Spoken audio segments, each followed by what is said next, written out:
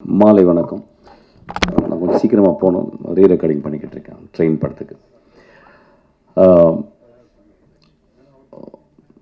கிட்டத்தட்ட நகரங்களில் இருக்க எல்லா மனிதர்களும் ஒரு நாள் கிராமங்களிலேருந்து வந்தவங்க தான். இன்றைக்கி இந்த கூத்தை பார்க்கும்போது, first of all I want everybody to stand up and give big standing ovation for those people. அவங்க இந்த கூத்து பண்ணதுக்காக எல்லோரும் எந்திரிச்சு நின்று அவங்களுக்கு ஒரு ஸ்டாண்டிங் ஓவேஷன் கொடுக்கணும். ஏன்னா இந்த ஸ்டாண்டிங் ஓவேஷன் எழுந்திரிச்சு நில்லுங்க ப்ளீஸ், ரைஸ். நன்றிங்க. ஏன்னா பீத்தாவன் அவருடைய 5th சிம்பனியை அவர் அரங்கேற்றம் செய்யும் போது 11 நிமிஷம் ஸ்டாண்டிங் ஓவேஷன் பண்ணாங்களாம். அதுக்காக உங்களுக்கு ஒரு நிமிஷமாவது ஒரு ஸ்டாண்டிங் ஓவேஷன் கொடுப்போம் நம்ம எல்லாரும்.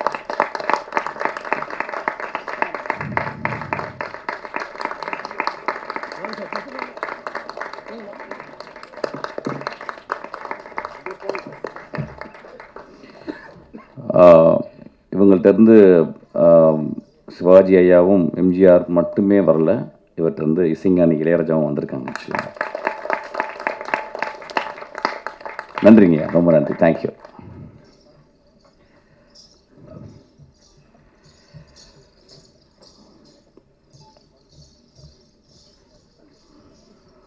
அந்த கிராமத்திலேருந்து சென்னைக்கு வந்தவங்க அல்லது ஒரு மஃபசலம் கிராமம்தான், அதுலேருந்து எல்லாருமே அப்படி தான் மைக்ரேட் ஆகிருக்கும். அப்படி வரும்போது இன்றைக்கி அந்த சத்தத்தை பார்த்த உடனே எனக்கு என்னமோ ஒரு பாதி செத்துப்போன மூளையும் பாதி செத்துப்போன இருதயம் எழுந்தது போல் நான் உணர்ந்தேன். ஆக்சுவலாக அந்தளவு ஆதிக்குள்ளே போயிட்டு என்னை எழுப்பிச்சு. ஆக்சுவலாக ரொம்ப நல்ல மாலை இது. ஏன்னா நேற்று திடீர்னு குழந்தை என்கிட்ட நீங்கள் வரணும் அப்படின்னு கேட்டால், நான் வரண்டாமா, ஏன்னா என்னுடைய அசிஸ்டண்டடா நீ என்கிட்ட போக தெரியல. ஓகே, நான் அந்த 5ஆவதில் ஒர்க் பண்ணேன். அப்போ ரொம்ப சென்சிபிளான சக்தி.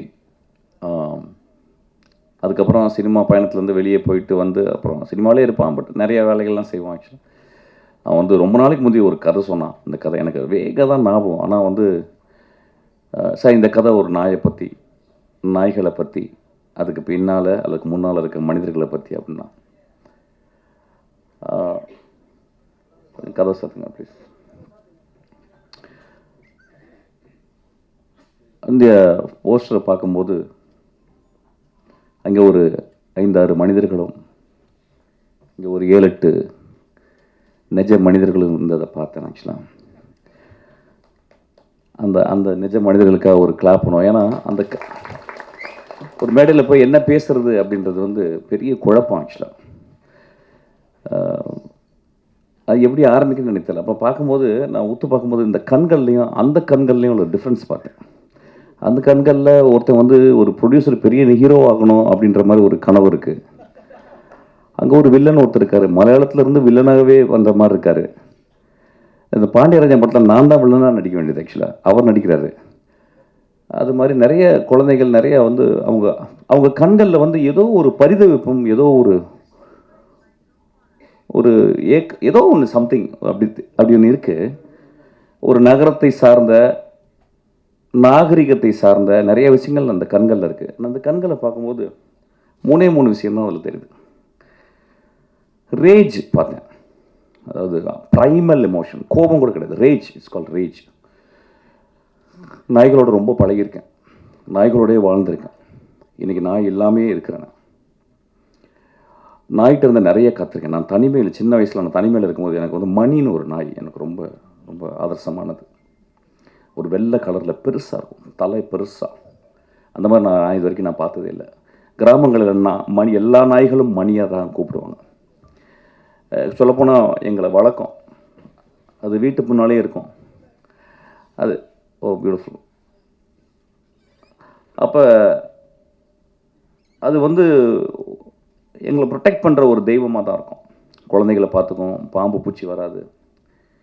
ஏதோ நாங்கள் உணவை பரிமாறிப்போம். ஒரு ஆதி தகப்பன் போல் எங்கள் கூட எப்பயுமே ஒரு நாய் இருந்துக்கிட்டே இருக்கும்.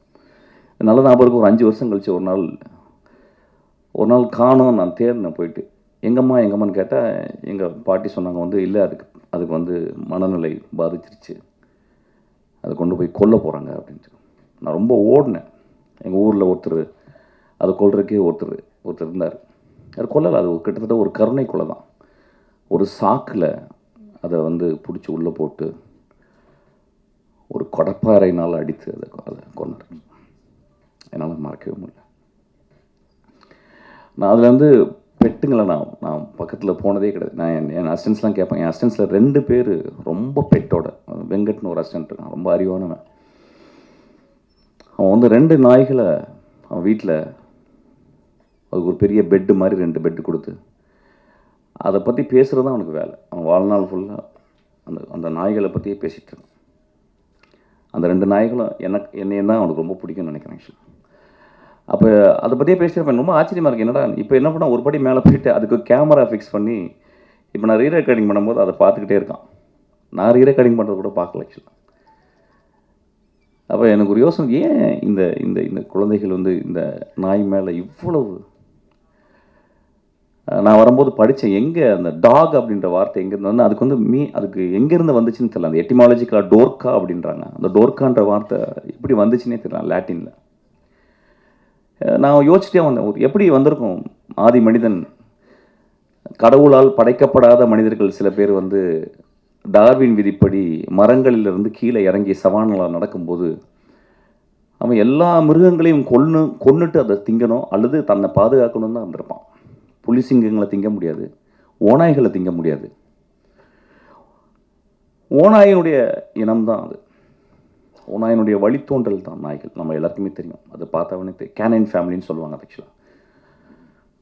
அப்போ எப்படி அந்த மனிதன் வந்து அந்த காட்டை வந்து பயந்து பயந்து பயந்து ஒவ்வொரு அடியாக எடுத்து வைக்கும்போது பாம்பு இருக்கும், பூச்சி இருக்கும், உணவு தேடி போகணும், குழந்தைகளை பார்த்துக்கணும், தாய் தந்தையை பார்த்துக்கணும், இரவான நெருப்புக்கு கட்டைகளை சேகரிக்கணும், நெருப்புக்கு கல்லை தேடணும். அப்படிங்கும்போது எப்படி ஒரு ஓநாய் எப்படி அது ஒரு மனிதனை சார்ந்து வந்திருக்கும் அப்படின்றது வந்து எனக்கு ரொம்ப டிரான்சிஷன். அந்த டிரான்சிஷன் சொல்லுவாங்க இங்கிலீஷில். அதாவது நம்ம வந்து சினிமா மொழியில் அதிகமாக யூஸ் பண்ணுறது, ஒரு கதையில் ஒரு கதாநாயகன் ஒரு இடத்துல இருந்து மாறி வரான் அப்படின்றது. இப்போ பார்த்தீங்கன்னா one of the greatest transition பார்த்தேன். திடீர்னு கடவுள் தோன்றார், திடீர்னு பிள்ளையார் தோன்றார். எனக்கு இந்த மாதிரி ஒரு பிள்ளையார் நான் வாழ்க்கையில் பார்த்ததே இல்லை. நான் நிஜமாகவே முதல் தடவை நான் பிள்ளையாரை பார்த்தேங்க. நண்பர்களே, ஆதி கலைஞர்கள் ஐயா அவர்கள் நம்ம பார்க்கும்போது ரொம்ப நம்ம எதுவும் சும்மா சிரிச்சுட்டு பார்த்த மாதிரி இருப்போம். பிள்ளையார் இது வரைக்கும் பார்த்துருக்கோமான்னு தெரியல. பிள்ளையாருக்கு எப்படி ஒரு வடிவம் வந்ததுன்னு தெரியல. யாரோ எழுதுனாங்க, எப்படியோ எழுதப்பட்டிருக்கும். அது புனைவா அல்லது புனைவு இல்லையா அப்படின்றது தெரியாது. ஆனால் நெஜ பிள்ளையார் இன்னைக்கு நம்ம பார்த்தலாம். ஒரு துண்டை சுருட்டி, அதுதாங்க, அதுதான் பொயட்ரி, அதுதான் greatest art. I was astounded. அப்போ அந்த ஒரு ஓநாய் ஏதோ ஒரு வகையில், நிச்சயமாக ஓநாய் எப்பயுமே நான் பார்த்துருக்கேன். ஓநாய் வந்து நான் வெளிநாடுகளில் போகும்போது பார்த்துருக்கேன். அதுக்கப்புறம் நான் கிட்டத்தட்ட ஒரு 15-16 வருஷம், ஆமாம் ஒரு 18 வருஷம் மசனங்குடியில் போயிட்டே இருக்கும்போது நான் ரொம்ப பார்க்க ஆசைப்பட்டது. நான் வந்து விலங்குகளை போய் நான் காட்டுக்குள்ளே பார்க்குறதில்ல. எனக்கு என்னமோ எல்லாருமே இந்த சஃபாரின்னு சொல்லுவாங்க, but I don't believe that. ஏன்னா அது இருந்த இடத்துல நம்ம போயிட்டு அதை போய் ஒளிஞ்சு நின்று பார்க்குறது, ஜீப்பில் நின்று பார்க்குறது, லைட் அடித்து பார்க்குறதுன்றது எனக்கு நம்பிக்கை இல்லை. அதை எப்பயாவது வரும்போது என் நண்பர் வீட்டில் தங்கியிருக்கும் போது அந்த காட்டில் அப்படி வந்துட்டு போகும்போது நான் பார்ப்பேன். அப்போ இந்த 16-17 வருடங்களில் நான் பார்க்காத ஒரு யானைகள் பார்த்துருக்கேன், புலிகள் பார்த்துருக்கேன், எல்லாமே பார்த்துருக்கேன். நான் பார்க்காத ஒரே ஒரு வந்து சென்னாய் தான். அந்த சென்னாய் நான் ரொம்ப எக்ஸாட்டிக்கான ஒரு அனிமல். அது மனிதர்கள் கண்களே அது தோணாது. அப்போ ஒரு நாள் நான் ஒரு இடத்துலேருந்து ஒரு இடத்துக்கு நான் ஒரு மத்தியானம் போகும்போது 2 நாய்கள், சென்னாய்கள். இப்போ நாயின்னு சொல்லும் போது இந்த சமூகம் வந்து அதை ஒரு கீழே தான் பார்க்குறாங்க. நான் அந்த தோணையில் பேசலை. அந்த 2 உருவங்கள் நம்ம கொடுத்த பேர் அது. பைரவர்கள் வேணால் சொல்லலாம், ஆதி பைரவர்கள் வேணால் சொல்லலாம். அவங்க 2 பேர் நடந்து போனதை பார்த்தேன். நான் பிரேக் போட்டுட்டேன், அது அப்படியே நடந்து போகுது. அந்த 2ம் அந்த காட்டுக்குள்ளே ஒரு பகுதியிலேருந்து இன்னொரு பகுதிக்கு போகும்போது நான் பார்த்தேன். அந்த மனிதன் போட்ட அந்த பாதையிலே அந்த அந்த அஸ்பால்ட் அந்த ரோட்டில் வந்து ரெண்டு பேர் நடந்து போகிறாங்க. அதேமா அது வந்து காதலனும் காதலியாகவும் கணவனும் மனைவியாக தான் இருக்கும். என்னை பார்த்து அப்படி ஒரு அந்த வண்டியை பார்த்துட்டு, ஒரு அசிங்கமான அந்த ஜீப்பை பார்த்துட்டு அப்படியே திரும்பி போயாங்க. அந்த ஒரு ஒரு ஒரு செகண்ட் தான் நான் பார்த்தேன். அப்படி அந்த காட்டுக்குள்ளே ஒரு நாய்களை பார்த்து, செந்நாய்களை பார்த்து பயப்படுற மிருகங்கள் என்னென்னா, எல்லா மிருகங்களும் பயப்படுமா. யானை முதற்கொண்டு பயப்படுமா. ஏன்னா ஒரு செந்நாய் எப்படி வேட்டையாடும் அப்படின்னா, ஒரு புலியை துரத்திட்டு வந்து நாலா பக்கம், எப்பயுமே செந்நாய் ஒரு 10-15 பேர் தான் வருவாங்க. அதாவது நீங்கள் ஆர்ட் ஆஃப் வாரை படிக்கணும்னா செந்நாயை படிக்கணும். அது எப்படி ஸ்ட்ராட்டஜின்னு. ஒரு 10-12 நாய் வந்து அதை சுற்றின உடனே விரட்டி ஓடுமா. கிட்டத்தட்ட ஒரு 10 கிலோமீட்டர் விரட்டுமா, பின்னாடி போயிட்டே இருக்குமா. கடைசியில் அந்த புலியோ சிறுத்தை ரொம்ப டயர்டாகி ஒரு மரத்தில் ஏறிடுமா. அந்த மரத்தில் ஏறினோடனே இது நடக்குமா. அது வந்து ஒரு 5 மணி நடந்துச்சுன்னா அந்த நாய்கள் அந்த மரத்துக்கு கீழே அப்படியே 10 நாள் அப்படியே உட்காந்துருமா. ஒரு அந்த இரவு ஃபுல்லாக உட்காந்துருமா அந்த 10 நாய்களும். காலையில் ஒரு 6 மணிக்கு இன்னொரு 10 நாய்கள் வந்து இவங்களை ரிலீவ் பண்ணுவாங்களாம். இவங்க எந்திரிச்சு போவாங்கன்னா அந்த 10 நாய் உட்காருமா. அன்னைக்கு இரவு ஃபுல்லாக உட்காந்துமா. மறுநாள் இரவில் அது அந்த சிறுத்தை மயங்கி கீழே வந்துடுமா. அதை உணவாக எடுத்துக்கொண்டு தன்னுடைய குழந்தைகளுக்கும் தான் தின்று மீதியை தன் தொண்டைக்குள் வைத்துக்கொண்டு தூரத்தில் இருக்கும் அந்த 10 கிலோமீட்டர் தூரத்தில் இருக்கிற அந்த மரப்பொந்துகளில் அல்லது மலை பொந்துகளில் ஒளிந்திருக்கும் அந்த மனைவி மக்களுக்கு, தாய் தந்தையருக்கு கொண்டு போய் கக்கி அதை வந்து கொடுக்கும். ஏதோ ஒரு வகையில் நம்ம வந்து பிராணிகளை ஒத்து பார்க்கறத வந்து தவறிட்டோம், அல்லது மனிதர்களை ஒத்து பார்க்கறத தவறிட்டோம். இந்த கண்களை ஒத்து பார்த்தீங்கன்னா அந்த கண்களில் வந்து தி போஸ்ட் அனிமலிஸ்டிக்கான ரொம்ப தேவையான ஒரு வனத்தை பாதுகாக்கிற அந்த 3 பார்வைகள் இருக்கும். ஒன்று ரேஜ், அதுக்கப்புறம் புரியாத தன்மை. என்ன நடக்குது நம்மளை பற்றி, என்ன இங்கே அலங்குன்னு ஒரு படம் பண்ணுறாங்களா, நம்ம என்ன பண்ணுறோம். ஏன்னா எல்லாருமே நடிக்கலாம். ஏன்னா எல்லாருக்குமே வந்து சிவாஜி ஆகணும், கமல்ஹாசன் ஆகணும், அப்படி ஆகணும் ஆசை அப்படின்னா. ஆனால் அதை நடிக்க வைக்கும்போது அது என்ன பண்ணும் ஆக்சுவலாக வந்து அதுக்கு டேக்கெல்லாம் சொல்ல முடியாது. ஓகே டேக் இது நல்லா கொஞ்சம் வேறு மாதிரி பண்ணுங்கள் அப்படின்னு சொல்ல முடியாது. ஸோ நம்ம என்ன பண்ணணும், கேமரா கொண்டு போய் வச்சு வி ஹேவ் டு வெயிட். நான் ஒரு தடவை 2-3 தடவை நாய்களோட நான் ஒர்க் பண்ணியிருக்கேன். நீங்கள் டேக்கெல்லாம் சொல்ல முடியாது. அங்கே போய்ட்டு நீங்கள் மூட் அவுட்லாம் ஆக முடியாது, அது மூத்திரம் அடிச்சிடும். So you have to wait patiently, you have to. அப்புறம் அதுக்கு ஸ்கிரிப்ட் வேறு மாதிரி எழுதணும். இப்போ இங்கேருந்து அதை வரணும் அப்படின்னா அது டாக்டர் என்ன சொல்லி, சார் இது வரணும் அப்படின்னா அவர் டாக்டர் என்ன இங்கே நிற்பார், அது வரும் ஏதோ சொன்னோன்னே. சில டைம் கோமாய் போடாமல் அப்படி கூட போயிடும் ஆக்சுவலாக. Then we have to wait. அப்புறம் then we have to wait. நான் ஒரு நாள்லாம் வெயிட் பண்ணியிருக்கேன். ஸோ ஒரு நடிகர்கள் முன்னால் நடிக்கவே தெரியாது அந்த ரேஜ், புரியாத தன்மை. அதுக்கப்புறம் 3வது பார்வையாக இங்கே ஒத்து பார்த்தீங்கன்னா ஒரு பெரும் கருணையை உள்ள பார்க்கலாம். நம்ம எல்லாம் சொல்கிறோம் கருணை வந்து மனிதருக்கு சொந்தமானது, கருணை விலங்குகளுக்கு சொந்தமானது. ஒரு 4 நாளைக்கு முந்தி என்னுடைய அசிஸ்டண்ட்டு நிவேதிதா, ஒரு 10 வருஷத்துக்கு முந்தி, ஒரு 8 வருஷத்துக்கு முந்தைய ஒரு கார் ஆக்சிடெண்ட்டில் முதுகில் அடிபட்டு 2 காலம் அவளால் வேகமாக நடக்க முடியாது. அவள் என் கூட தான் அசிஸ்டண்ட்டாக இருக்கான். அவள் வந்து சொன்னான் என்கிட்ட, சார் நான் நேற்று வந்து நைட்டு எங்கள் வீட்டுக்கு கீழே வெளியே வந்து ஒரு தெருநாய் இருக்குது சார். நான் எப்போ பார்த்தேன்னா அது போன சாப்பாடு கொடுப்பேன். நான் வந்து நான் வாழாட்டம், என்னை பார்த்து ரொம்ப பிடிக்கும், பக்கத்தில் ஒரு நான் தடவி கொடுப்பேன். என்னை படிக்கட்டில் வந்து விடுங்க சார்ங்க. மேலே 3வது படிக்கட்டு. ஒரு குச்சி வச்சுருப்பான் கையில், அதை வச்சு நடந்து போவேன் 3வது மாடி. லிஃப்ட் யூஸ் பண்ண மாட்டேன், ஏன்னா மாடி ஏறி போகணுன்னு டாக்டர் சொல்லியிருக்காங்க, அப்போ கால் கொஞ்சம் பலமாகணும். அப்போ நான் நேற்று போனேன் சார், என் பின்னாடியே உரசிக்கிட்டே வந்துச்சு. 2வது மாடி வரும்போது என் இப்படி பக்கத்தில் குறுக்க வந்துச்சு, எனக்கு பேலன்ஸ் ஆகி நான் வந்து கீழே விழுந்துட்டேன் சார். ஒரு 3-4 படி உருண்டு விழுந்துட்டேன். அப்போ விழுந்த உடனே கொஞ்ச நேரம் அப்படியே பார்த்துச்சேன் அந்த டாகு. அதுக்கப்புறம் என் பக்கத்தில் வந்துச்சு அப்படியே. அது கண்ணில் பதட்டத்தை பார்த்தேன். அது அப்படியே ஒடுங்கி, உடம்பெல்லாம் ஒடுங்கி இந்த என் மேலே வந்து பக்கத்தில் வந்து நின்றுச்சு. எனக்கு பயங்கர கோவம். நான் அடிக்கலான்னு குச்சியை ஓங்கிட்டேன். அதுக்கப்புறம் அதை பார்த்துட்டு எனக்கு ரொம்ப கஷ்டமாயிடுச்சு. எனக்கு விழுந்து விழுந்து பழக்கம் சார். அதனால் எனக்கு பழக்கம். நான் எந்திரிச்சு அப்படியே கோவமாக போயிட்டேன். மறுநாள் காலையில் நான் ஆஃபீஸ்க்கு வந்து கதவை திறந்தேன் சார். வெளியே நின்றுச்சு, என்னைய பார்த்துச்சு. நான் அதை பார்த்து சிரித்தேன். அது அப்படியே ஓரமாக ஒதுங்குச்சு. நான் அப்படியே நடந்து 3வது மாடியிலேருந்து அந்த 8 படிக்கட்டு கீழே இறங்கி வந்தேன். அது மேலே நின்று பார்த்துச்சு. அடுத்த 8 படி கீழே வந்தேன் சார். அது அந்த 8வது படியில் கீழே வந்து நின்று என்னை பார்த்துச்சு சார்.